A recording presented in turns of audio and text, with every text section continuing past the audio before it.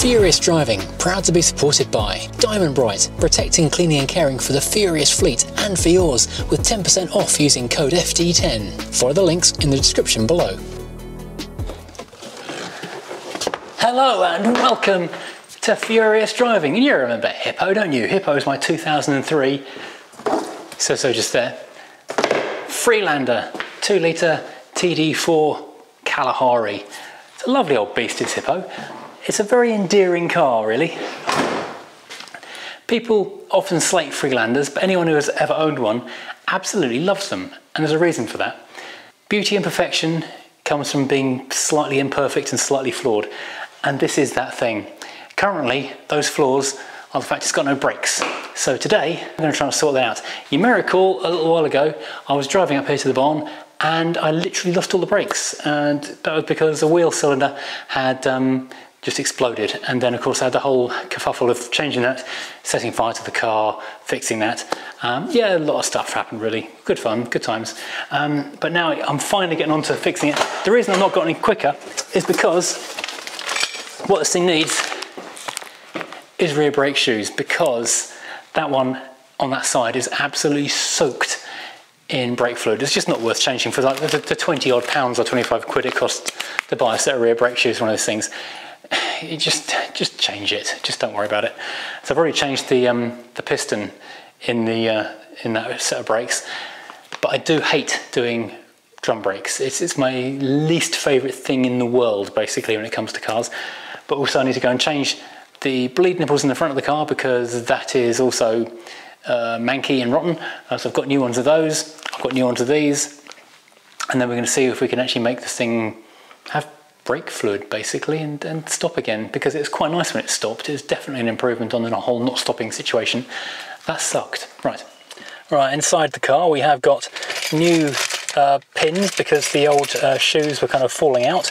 We've also got new bleed nipples for the front brakes, because they were rotten as anything. Rotten as a pear. Oh yeah, no brakes. And this is the first time I tried to fire this car up in absolutely ages, but it's been on the trickle charge, so there you go. Let's roll this thing back a tad. Why aren't we moving? What's holding us from moving?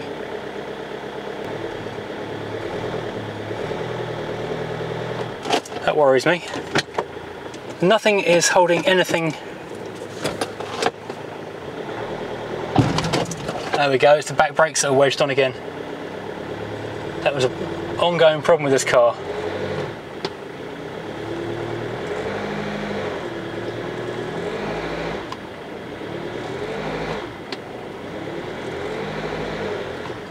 Yeah, this wheel here that I'm about to try and change the shoes on, that's stuck on quite tightly. Well, it's on a jack and an axle stand. Let's go and get this drum off again. Oh my god, you can tell this was a seaside car, can't you? It is crusty under here. The handbrake is off. It should just be coming off. The retaining screws are off as well. Let's set the tone for the rest of this particular adventure.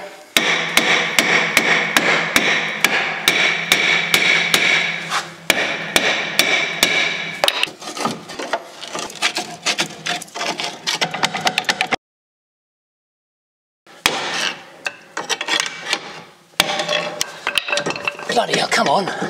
Jesus, this is going to be the easy bit. Wow, it's free. Jeez. Oh, no wonder the brakes weren't moving. This thing smells horrible. So I'm going to take this home, sand it, wire brush it, give it a bit of a clean up and burn a paint at home. Meanwhile, this is the other stuff which has all got to come apart. So I'll take some photos of this for reference so I know what goes where. I've got new ones of these because these had fallen out and rusted off. Look at this pile of rust down here. That's terrible. That's all just out of here. I'm going to give this all a bit of a clean up and then take some photos of it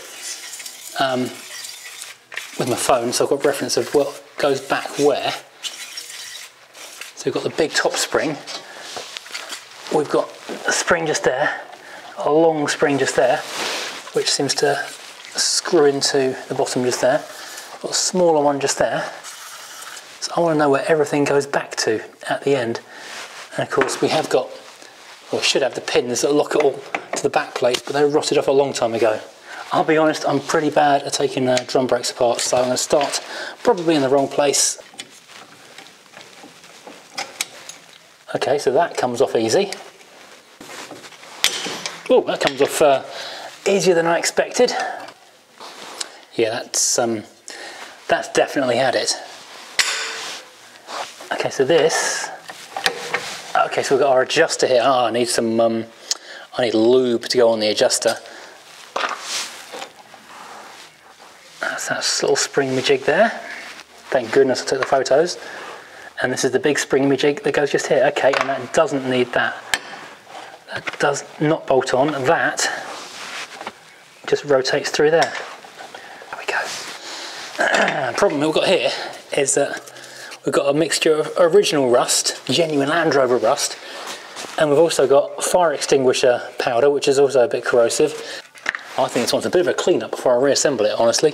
So I think a mask is definitely in order, a wire brush, possibly some new springs, definitely some paint.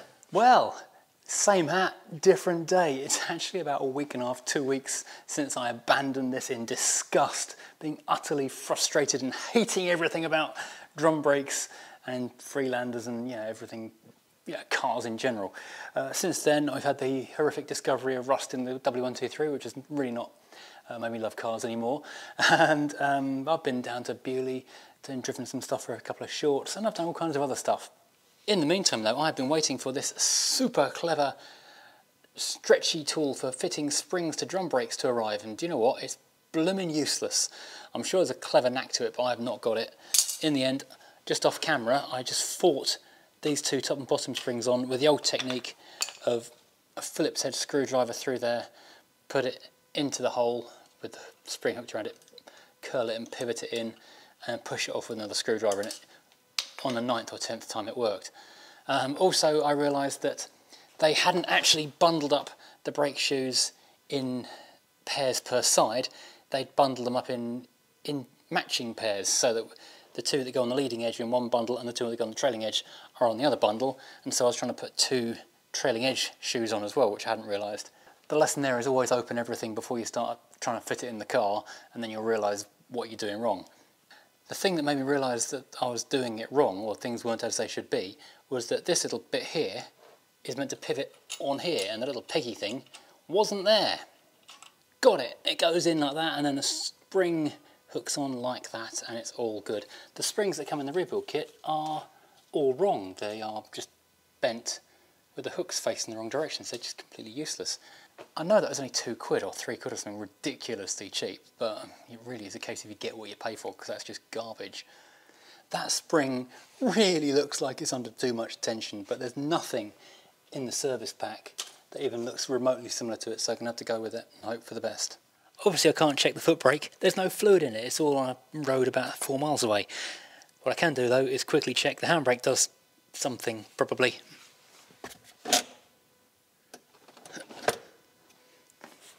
Well, the handle felt like it was doing something, so I'm sure that's absolutely fine. Okay, now my freshly refurbed drum can go back on, and I can pretend this never happened. Does it matter which round it goes? Yeah, it does matter which round it goes. Oh no, why won't you fit?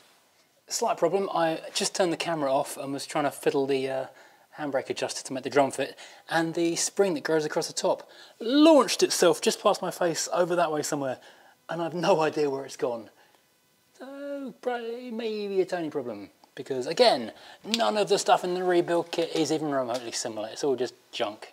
Found it along with so many spiders. Oh, yay. Okay, let's try this again. It's all neat and tidy, and now I can't find the tools that I need, because everything's too neat and tidy.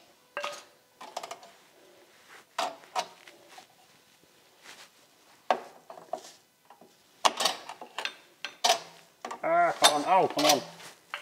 So much no fun whatsoever. Don't go despairing anywhere again. Just gonna go despairing again.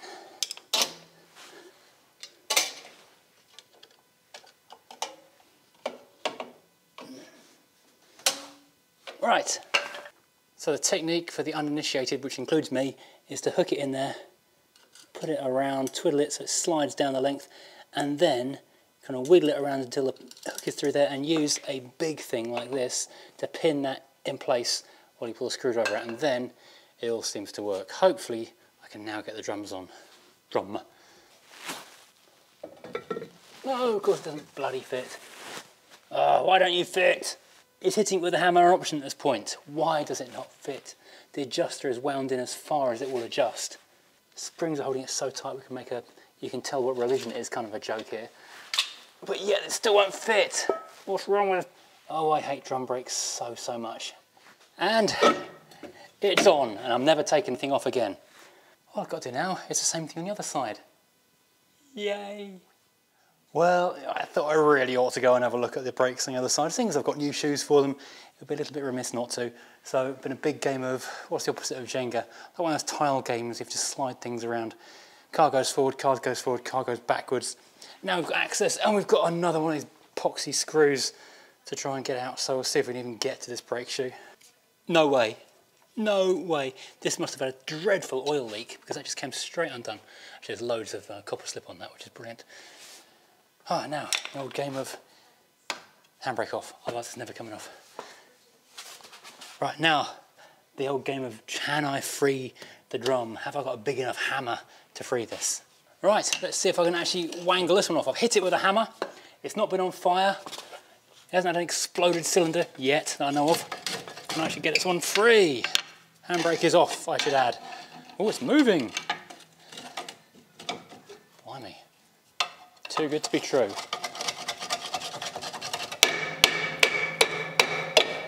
Come on. Thank you. That was easy. So these are not that well, about halfway worn compared to the new ones. But since I put new ones on the other side, I think I'd be remiss of me not to do the same on this side. I'm not going to bother painting that one up. That doesn't even need to get the wire brush into this one. The other one was pretty rusty. This one's looking all right. Oh, grease, lovely. It's interesting. This is all a different angle on this side to the other side. Side one, if you want to call it that, was all horizontal, vertical. This one is slightly different. At least I know what things should look like this time. Little spring goes just there, I remember that now. Oh! Big spring goes just there. And this one, I'd really like this spring not to hit me in the face when it comes off. It's my wish for the day. And this goes on like that. Oh man, that's filthy, that needs a bit of a clean up.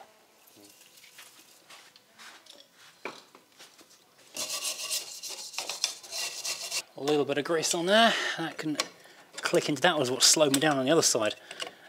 Didn't click this in the little bracket back there properly, and things did not look good.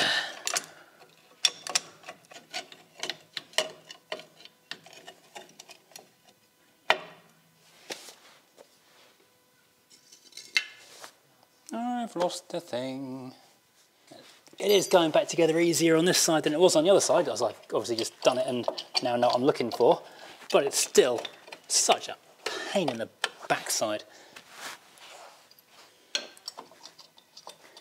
And when I moaned the other day on Twitter, which I'm not actually using anymore because Twitter's a bit of a cesspit, someone suggested building it all off the wheel and carrying it over with the springs, but because you've got the handbrake and the adjuster built into this thing, you really can't do that on these. Oh my god! Everything is spring loaded and everything is... There we go, alright, okay. That's you, that's you. The adjuster is wound in and been greased and cleaned. Now the fun and games of all the springs going back together. Yay! If I can find the big things. Right.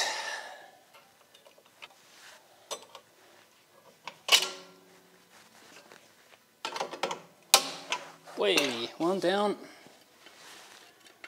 Got the knack of it now. Still hate it. Oh, that's on the wrong blooming side of that. Oh, for God's sake. Why is this all so rubbish? I cannot believe how easily I'm doing these little springs this time, because previously I sat under there for days and I couldn't get any of the blooming things to work. Now it's going straight on. Weird, eh?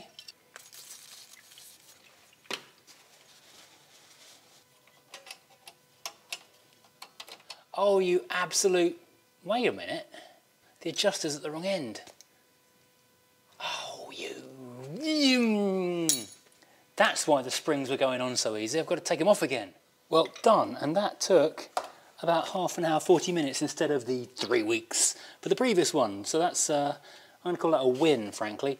It's really hard to get any kind of gauge of what condition one of these wheel cylinders is in internally, but it's not leaking, so I don't want to change it. One thing though, it is exactly the same, just like on the other one.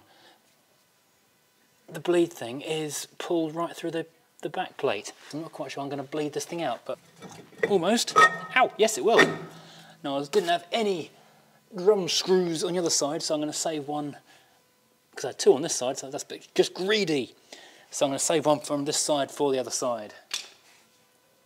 I'm also not 100% sure I hooked the adjuster spring on correctly on the other side, having seen this one. So when I go and do the bleeding procedure, I will go and pop this other drum off and have a quick check. Now, this is interesting. I've got a really good new thing from Draper. It's like a one-man pressure, like a pressure thingy bleed system. Never mind the rubbish ones that you connect onto the spare wheel. It's a proper good one. But I did not think, I had no confidence that I was going to get this job done today, so I left it behind, which is stupid because the thing's jacked up in the air and the car's in the right place. I'm going to have to go and put everything away and come back tomorrow and have another crack at actually finishing the job. But amazingly, I did not think we were going to get this far today. I really didn't. Yay, it's a win of a sort. Well, I've not bled it yet, so it might just chuck all its fluid on the floor. Who knows? We'll come back tomorrow. Righty-ho, I've got coffee, I've got the big tool, and I've got the replacement bleed doodahs.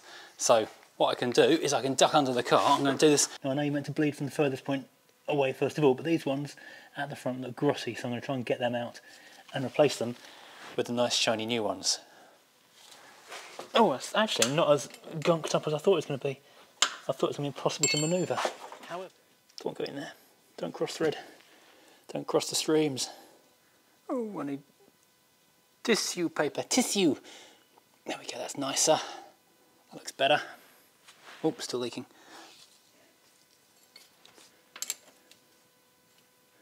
There we go, that's a significant improvement. Let's get some clean up on that. Clean up on our floor. This one, the driver's front, is not an 11mm. I thought maybe it was going to be an Imperial, because a 3/8 appears to fit it, but in fact it won't turn, so I think it's just rotten and mullered. Quick walk to the dog kennel.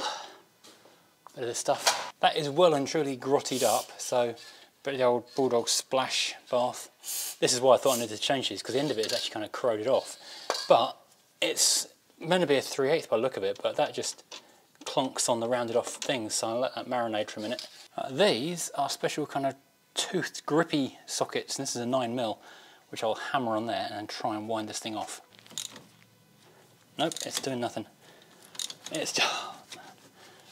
Well, even that is just winding off. That's ridiculous. So I guess the Freelander might be stranded in the barn a bit longer. I know not many use mole grips, but there's nothing to grip onto already, so...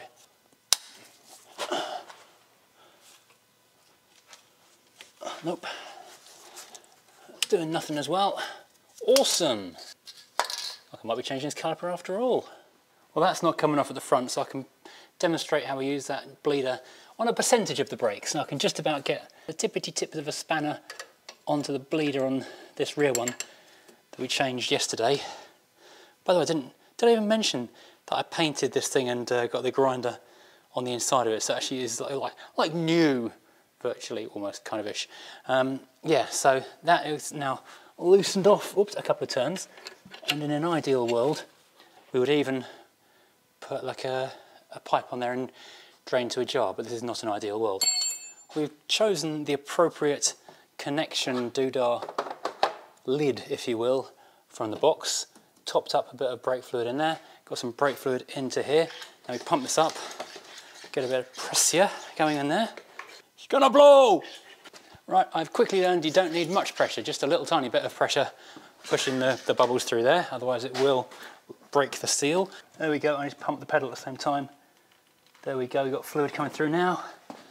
So now I can crank this shut again.